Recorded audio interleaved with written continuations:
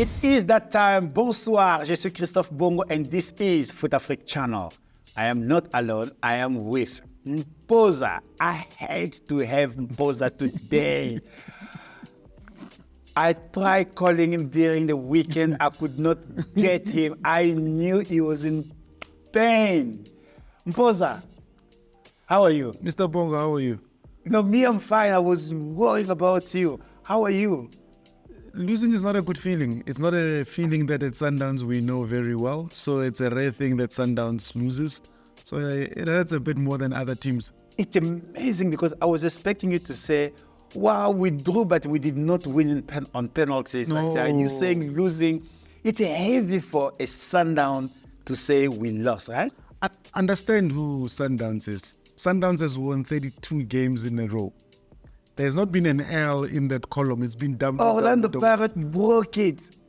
Yeah, senior citizens, the Godfather. Yeah. The Godfather. We talked about it. The Godfather still showing that he's still in charge of the roost. But now we take our beating, we take our L, we go back, we learn. And for me, the hope is the fact that this channels the team to come back stronger and take the league stronger and the coming cups. I like what you say, we learn. What did you learn? You've got to take your chances. If you look at two very clear chances that Themba's one had, Shadley had, you take those chances, you are 2-0 up. You didn't take those chances. Pirates did not have a single shot on goal, and yet they won. Yeah. So if you don't take your chances, you're going to be finding yourself regretting why you haven't used it. I always say the big tournaments in the world, you don't have to win a game for you to be a champion. Portugal did it in the Euro. They won no game, but they went all the way to win it. It is very important what you said. But there is one aspect about football I often tell young people. It's not about skill. It is about mental. The first 3 penalties from Mamelodi Sundowns, the most dominant team in South Africa. The first 3 penalties, you did not miss them. Mm-hmm. The goalkeeper saved them. What was going on? Look, I think having watched enough football, you can't even say that there was a routine that the Pirates goalkeeper knew, because Sundowns have not been in a penalty shootout for a long time.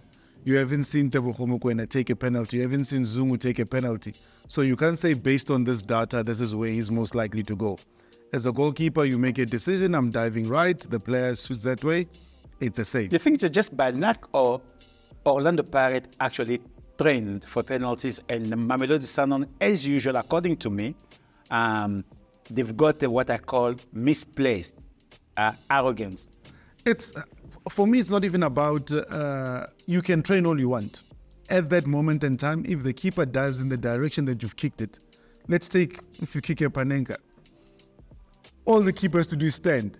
If you score, we will all say, oh, what a beautiful kick. But if you don't, then you then go, oh, what were you thinking? So it's one of those, the keeper chose the right side, and that's what it goes down to. I respect you for coming in to talk about it, but I wanted us to look at the bigger picture. Is MTN8 still a prime cup in South African football? And let me give the background. I believe because majority of teams, they fight in the league to finish in top 8, except very few that they want to go in the league to win it. Because the majority want to finish in the top 8, MTN8 should be a prime cup. And secondly, the injection of cash you get so early in the season, for many teams, that is a massive bonus. But from your point of view, as a fan and as a football administrator, is it an important one? Look, you've got to look at people start sending us messages. Let's tell them that they should not, because we are not paying. Okay, yeah. So you've got to remember the tradition of South African football. Before it was the MTN8, it was called the BP Top 8. Yeah. So there's a tradition that has come into South Africa that says this is one of the first tournament of the season. You play now with the new format. You play 4 games. You are in the final. And you could have won a trophy. So the traditions of South Africa. Yes, it's an anomaly in global football. Why anomaly? We chose it to be that way. And that's one thing that we've got to be. While we look up to the EPL, while we look up to the Bundesliga, Serie A's and stuff like that, there is nothing wrong with having something that is unique to yourself. Yeah. We want, the model says teams have got to fight to be in the top 8 because of what will happen next season. And if teams fight to be in the top 8, this is a tournament that is recognized by the league, respect it and give it the respect that it deserves and be able to play. But as a fan, do you still have that place, that special place, or you think fans, especially for teams that loses, they think, wow, it's not... Look, as a supporter, Yeah. Even if you say to me tomorrow, I know teams that have gone to Swaziland to play for the Royal Cow.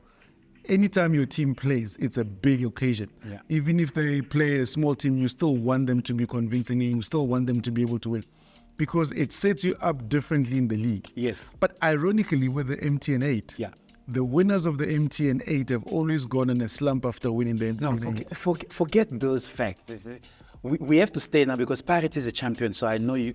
No, we can go. Let's say I know you're congratulating that congratulations. you're still in Bain. Yes. So staying in MTN8, before it was for you to win the MTN8 or to win the top 8 cup, guarantee you have to win 3 games. Now for me, I feel there is almost like water down. We have a team that has won it this year, Orlando Pirates. They did not win all the matches. It used to be called Wafa Wafa, and I was explaining Wafa Wafa is one time you go. Yes. It's not that anymore because you have those 2-leg semi-final. Yeah, I Do you think it's changed. watered down? I think that's not necessarily a watered down. Yeah. Then you would need to change your slogan because it means you still get a second chance. Yeah. If you watch Pirates, So Wafa lost- Wafa is gone. Well, when you say Wafa Wafa and then you give somebody a second chance, was it really Wafa Wafa? Okay. Maybe MTN must find a new slogan. So do you think that has watered down the anxiety of not losing a match? Look, I think it's a good thing because it tends your players to think differently. Now your intellectual as a player needs to be very clear. You're talking now as a marketer because you are giving them a bigger branding exposure. I want you to talk as a fan. No, as a supporter, you want to be able to say, and here's the good thing, how often is it that you're going to beat the same team twice in a very short space of time? I mean, if you look at now, if you are a well-drilled But team, nobody won both games. exactly, because it's not that easy to be able to play a team within 3 weeks. You are now playing each other again because I've seen what you like in the first leg. I've seen how you set up. I've seen your culture. I've seen your system. I've got to go back. I like the one chance you are in or out. No, I like that because you are in it for it. It was like one game and that's it. But now with what's happening, you give other teams a second chance and they may come back. And Stellenbosch were very unlucky because they won the second leg, but they lost the first leg. So that was that. And with that, the final was just... wow, that's a wafa wafa. I wanted to go to the final, and the beauty about you is when you analyze football, you're often in the middle. Was it worthy of the final? Look, it's a final and go look at World Cup final. Go look at any final. It's almost as an anticlimax of what has come because now the teams that get to the final are so highly technical. And they don't want to lose. They cancel each other out and they don't want to lose, and it's going to take 1 or 2 chances. And I mean, the last time that any team won a final by a big margin, funny enough, it was the MTN8 won by Golden Arrows, coached by Manqoba Mngqithi, where they beat Ajax Cape Town by 6 goals. That was an anomaly that has never been repeated. It's always going to be your 1-0, your 2-1, because the teams that get to the final are so technical. They are so sharp at what they do. So when you get your chances, you've got to go there, bury them. And which is what Sundowns did not do. They created the chances. Peter Shannon, a clear goal header. He played more like a defender on that one. He defended for Pirates. It looked like the ball came back. He was expecting the ball to be in front for him to dive, and suddenly, last minute, the ball swerved. And look, when you're a supporter, those you don't see, you see what? That is you and I. But if you look, I mean, there was a gale force wind that happened. Yes, the whole game. Often winds changes in the second half, but it was so difficult. I saw in the first half, even when the goalkeeper kicks the ball, yes, especially for Orlando Pirates, it's very difficult because the ball keeps going back. Yes, so it's those techniques, and you must remember, because those teams are not coastal teams. Yes, playing with the wind is not something that they would be used to. That's another question I wanted to ask. So when you look at the team like Stellenbosch, because they play in Cape Town, they can anticipate. They can then. One would be a rule of wind is that If you kick in the ball, your technique needs to be different. Yeah. Altitude is not the way to go. You want to be able to be low and hard so that it can go through. So those are some of the things that the two Joburg teams had to battle and then be able to, but they were not winning those. Listen, I am not against us changing venues for games and the town bidding for having the hosting right. But FNB is still our national stadium. Can't we, I know we do things differently in South Africa. Can't we make FNB as our national stadium where all the cups should be played? Look, if you look at in England, there's a tradition that any final that is played in England, it will be played at Wembley. So that becomes a tradition that everybody knows. And in South Africa, we haven't built that tradition. In South Africa, we've allowed the hosts, anybody that wants to host, send them bid. These are the costs. What is your opinion? My opinion would be, I like football going to different regions because ideally, yes, KZN has won it and they've bid it. And I mean, even last season, it was them. But you would love to see a final, if you remember Sundowns playing the then now defunct Vets in Mbombela. I mean, that was a game that was second because that region would have not seen a final. If you would like to, you saw the Nedbank Cup going to Rustenburg.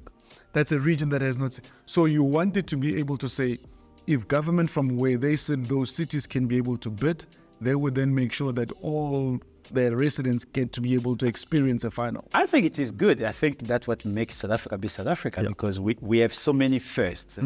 We do things that nobody does. I mean, just while we're on that, the amount of revenue that gets generated by the city for the economy that weekend, imagine how many people left from different parts of the country to go to Durban. I want you to elaborate on that. Yes. I was waiting for you actually to have that on your space, but you did not. Explain to... I'm still in pain, Chris.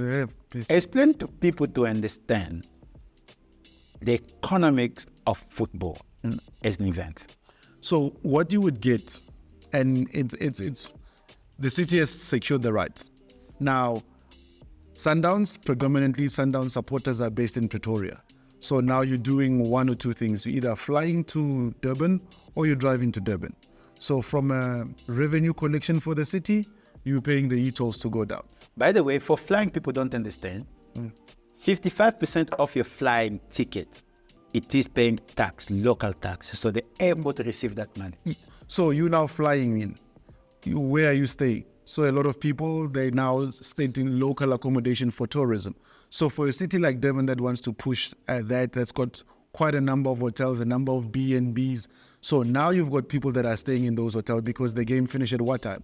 The game finished at 10. Nobody was driving back. Everybody wants to stay around, see what Durban is like, spend the night in Durban and probably drive. And I saw people arriving at 9 o'clock in Durban and they were having breakfast, lunch. So that whole economy from your restaurant that they've benefited, accommodation they've benefited.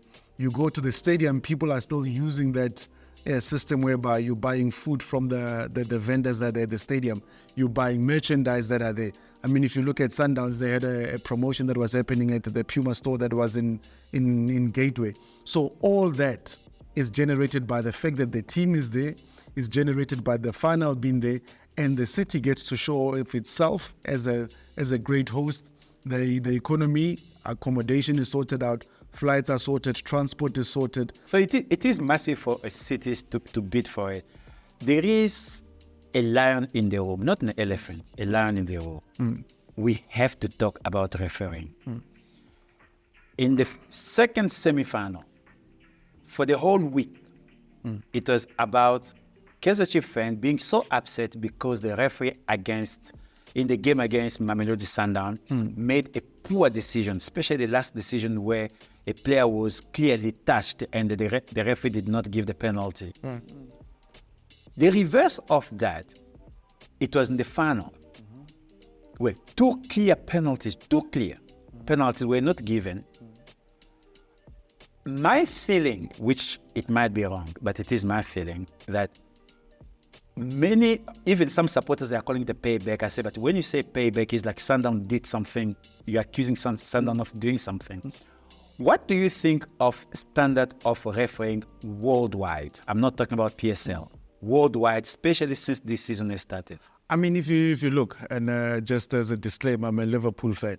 So I was very hurt what happened at Tottenham. I'm an Arsenal one. I saw it yesterday.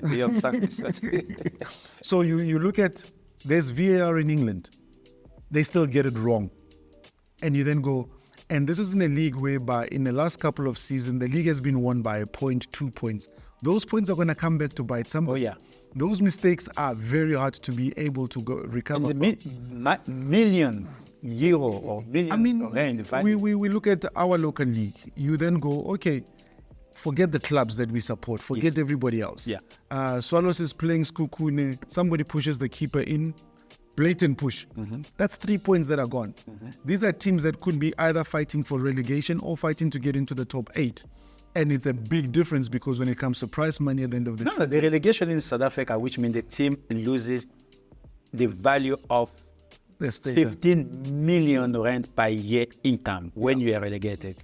So you need for refs to be consistent. You need for refs to be... What do we need to do? Because young people are not going to referee. Look, that is my problem. I studied to be a referee. I loved being a referee. But I don't see young people... You've got to be consistent. Chris, it's apply the law. Apply the law as it is. Forget any other thing. Because if you play the event, then you'll say, I won't give it because it's a big event. Yes. If it's a penalty, it's a penalty. Whether it's in the 90th minute or the first minute, it doesn't matter. It's a penalty. And yes, some of the laws become very confusing. And I'll compare the two incidents. One, Sundowns plays Kaizer Chiefs. Mbule, ball to hand, it's a penalty. Sundowns plays Pirates in the final. Ball to hand, Mufukeng, it's not a penalty. Those laws, if you're applying the laws, no problem. If you're, I always, and I just, maybe I must go visit Mr. Gomez there at Nasrec at the Rivalries. They always say the hand was not in a natural position. Show me a natural position when the player jumps up. This is not in Kenya where the Musa Mari jumps up like that. Nobody jumps up that way. But when you jump up, you want to be able to elevate yourself to the... So natural is here. You create wind. Yes, so this would be the natural where your hands would be naturally. Yeah. There is nobody who jumps up like this. So that interpretation of that law, for me, it's something that somebody needs to be... But you want refs to be consistent. What do we need to do? What do we need to do to get referees not to be the story after the match, but we want to talk about the goals, we want to talk about the strategy, we want to talk about the systems. The reality is that we need to help the referees. We need to get VAR into South Africa as quickly as possible. But you just said it. We do have VAR in England, yet week in, week out, the VAR still giving us a wrong decision. So you want more robots where we have human problem. So, and that's even those in the VAR box, you need to be very clear in communication. What are you saying check done for? Check done, goal, not goal. Let's be clear in that communication. Why don't we just go back where football, when you and I played football, referees were the final judge, final jury, but because they knew their full responsibility, even then. But let me then ask this. Is referees giving the wrong decisions a new story? You ask any Sundowns fan. I can answer that question. The level of those wrong decisions now is becoming worse and worse because of technology. Look, at the level that technology is, you've got cameras that are showing all these things. You've got cameras that will have 10 replays, whereas referees don't get that. Now, go back. There's a rivalry between Kaizer Chiefs and Mamelodi Sundowns. That rivalry is because of the bitterness that as Sundowns supporters, we remember the Rothmans Cup. We remember... No, wait. No. You're thinking the final, I'm not going to forget. So you look at the Rothmans Cup, that's 1 year, right? And then you look at the BP Top 8, whereby Kaizer Chiefs, penalty not given to Simba Marumo. And then they go and score on the other side, and then we lose on penalties. And then, Benny McCarthy used to say, how do you beat Kaizer Chiefs when the ref is a player for Kaizer Chiefs? Pito Musimani used to say, I did not want to go personal. No, you are getting a bit personal. I didn't want to get personal. I wanted us to talk. No, but the reason why I highlight those, at those big games, it's that much visible. Look, there was a penalty that was TS Galaxy were playing, and there was a penalty. Because when it's certain teams, because they don't have the large support base, we are happy to dismiss it, which is wrong. It should be, referees should be consistent in everything that they do to be able to get us the best result. Does it mean because it was only TS Galaxy that they don't have a large supporters base? Aren't you scared as an administrator and somebody who works in football? Aren't you scared because of what is happening and the reaction of fans? Aren't you scared that we're pushing away people who want to get into match officials not to come? I think that there are certain things that are more societal issues. If you look at social media is a beautiful platform. You can be able to get in touch with people anywhere in the world. You can be able to talk about any platform. But it's a double-edged sword. There are other people on the other side who have if you look at the racism statements, the stuff that has happened. If you look at Napoli, what a club did to their own player. Yeah. You look at those things, you then say, there's somebody on the other side that needs to have responsible. Even if the ref gets a decision wrong, as Mpho, can I not insult him? I mean, you get people tagging people's jobs. Those are the things that you want to be able to say. That is not the positive side of social media. You want to be able to say, he made a mistake, we accept it, but we demand proper refereeing. That's all we demand. Before the final, I had Mpho, who spoke earlier and predicted Sundowns will beat Orlando Pirates. We don't have to go to the stadium.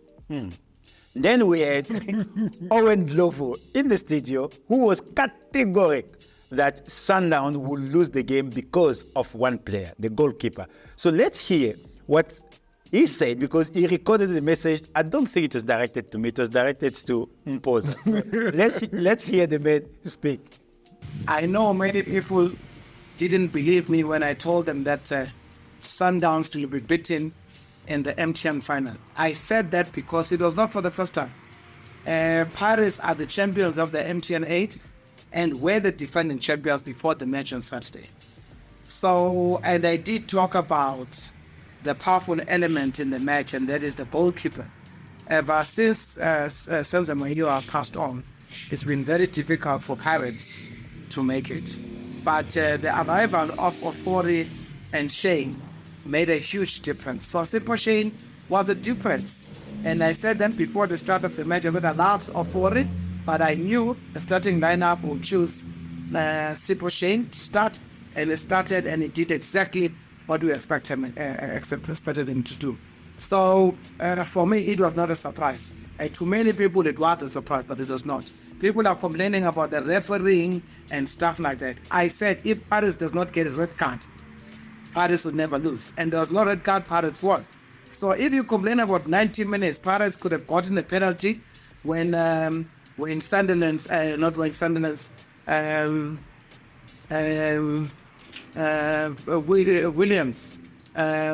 Williams had the ball right at the back. That could have been a penalty, but it was not given. So the match went, 90 minutes ended, everybody had 5 penalties to kick, and we know all what happened. So there's no complaint, it happened. I don't see Sundowns beating Pirates in the near future in every cup match, because in a cup match, you don't have time to build up. The time is going. You got to win. You're going to be knocked out. So Sundowns has got a big weakness when it comes to the pressure of something that has to happen now.